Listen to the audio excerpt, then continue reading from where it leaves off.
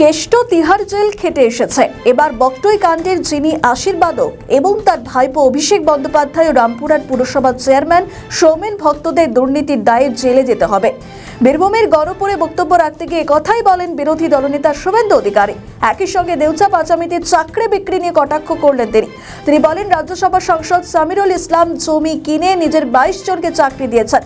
সামিরুল এবং প্রাক্তন জেলা শাসক বিধান রায় চাকরি বিক্রি করেছে, এদের বিরুদ্ধে ব্যবস্থা হবে। যদিও সামিরুল চাকরির বিষয়টি ভিত্তিহীন বলে দাবি করেছেন। মুখ খুলতে চাননি ডেপুটি স্পিকার আশিস বন্দ্যোপাধ্যায়, তবে রামপুরহাট পৌরসভার পৌরপিতা সৌমেন ভগত মুখ খুলেছেন।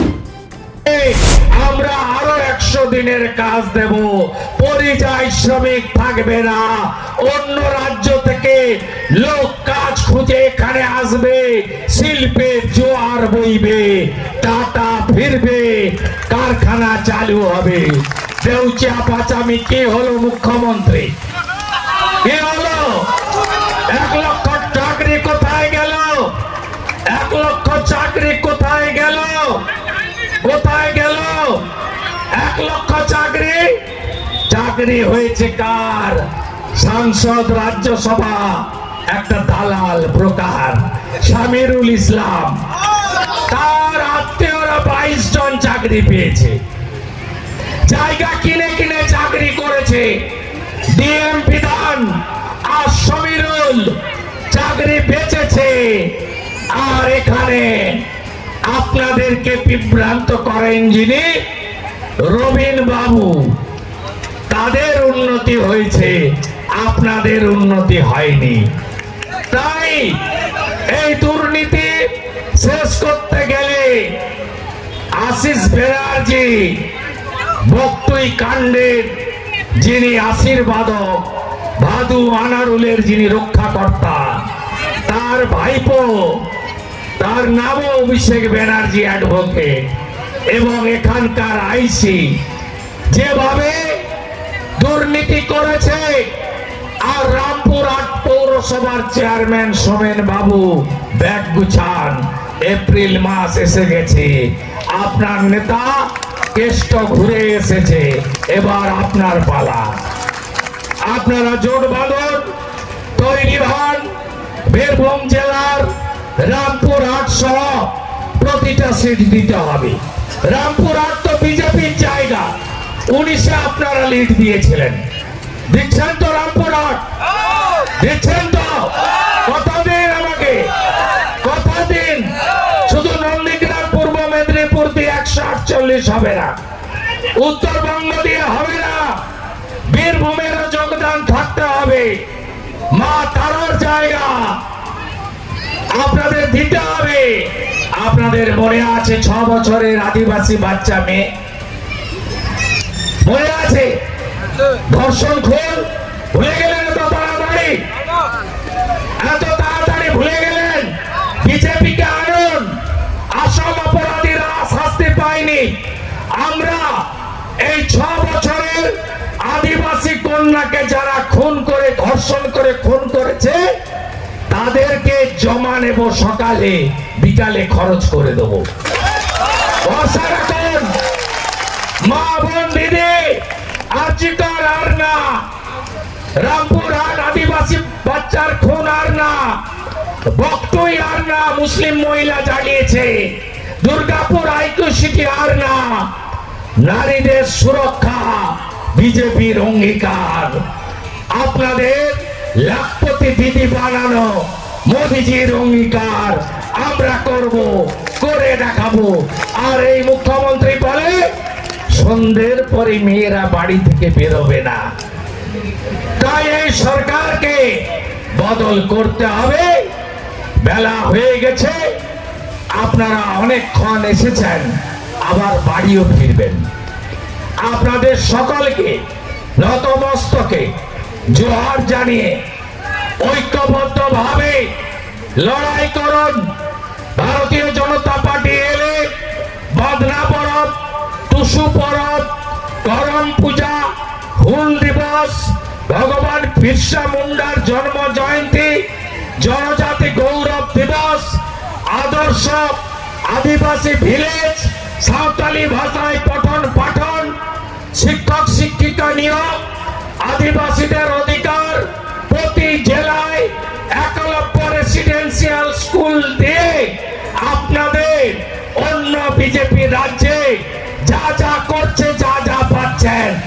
আমরাই দেব এইবার বিজেপি সরকার, এইবার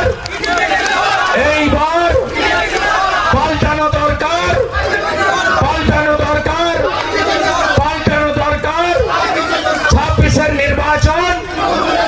26 নির্বাচন যতই করো আক্রমণ, বাংলা জিতবে সনাতন।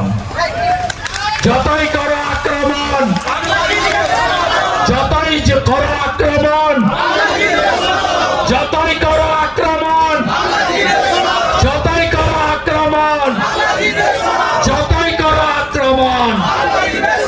সবাই ভালো থাকবেন।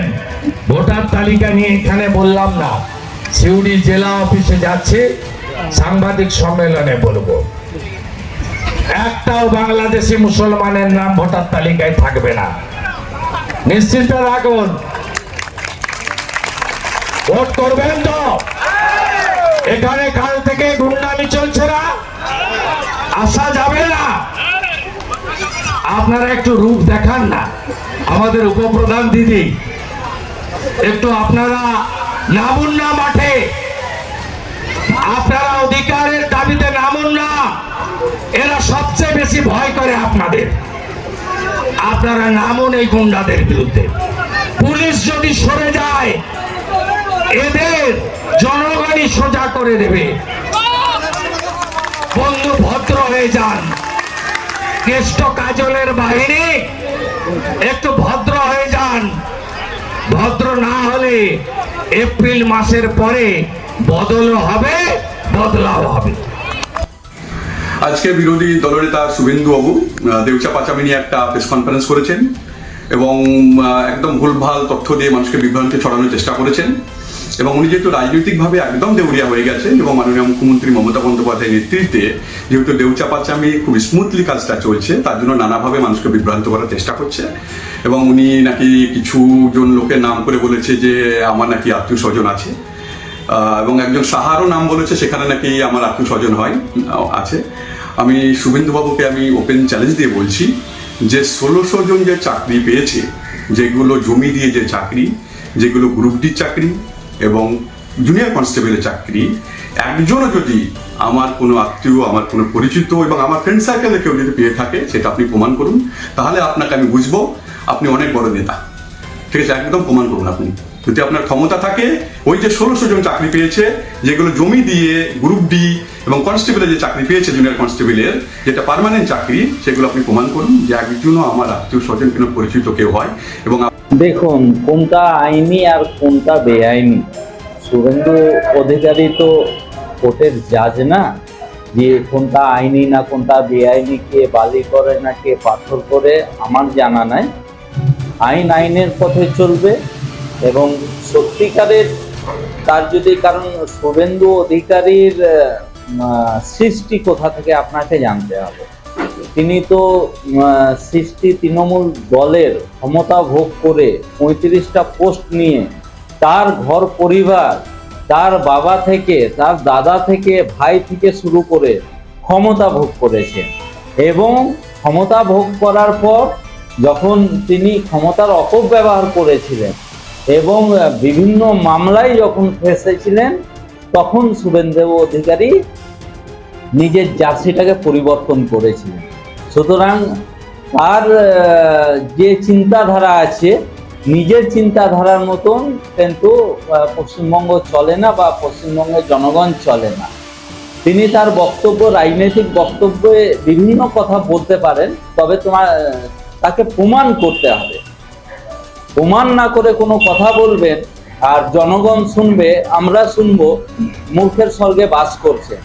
এবং তিনি যেরকম করবেন, তিনি যেরকম বলবেন, তার জবাব কিন্তু তিনি পাবেন। আজকে সভাপতি আপনার নাম করে যিনি বলেছেন, রামপুরহাট পৌরসভার চেয়ারম্যান সৌমেন বাবু, তিনি দুর্নীতি করেছেন, আপনি তৈরি থাকুন, আপনার নেতা দেশকে ঘুরে এসেছে, আপনি ব্যাগ করুন।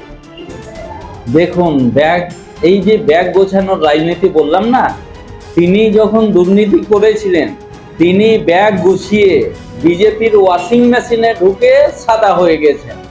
কিন্তু মেদিনীপুরের মানুষ জানেন তিনি কত বড় গাদ্দার। এবং আমাদের পার্টির সঙ্গে যে গাদ্দারি করে এসছেন, আজ বড় বড় লেকচার মারছেন, তার উৎপত্তি স্থল কোথা থেকে? আজ মমতা বন্দ্যোপাধ্যায়ের আশীর্বাদ নিয়ে তিনি শুভেন্দু অধিকারী হয়েছেন এবং মমতা বন্দ্যোপাধ্যায় 35টা তাকে পাওয়ার পজিশন এবং রাজনৈতিকভাবে যে মমতা বন্দ্যোপাধ্যায় তার হাতে আশীর্বাদ বর্ষিত করেছিলেন, তার মাথায় হাত দিয়েছিলেন, তিনি গাদ্দারি করে সেখান থেকে বেরিয়ে এসে তিনি উত্তরপ্রদেশের স্টাইলে আমাদের পশ্চিমবঙ্গে ভোট করতে চাইছেন এবং ভাষণ দিতে চাইছেন।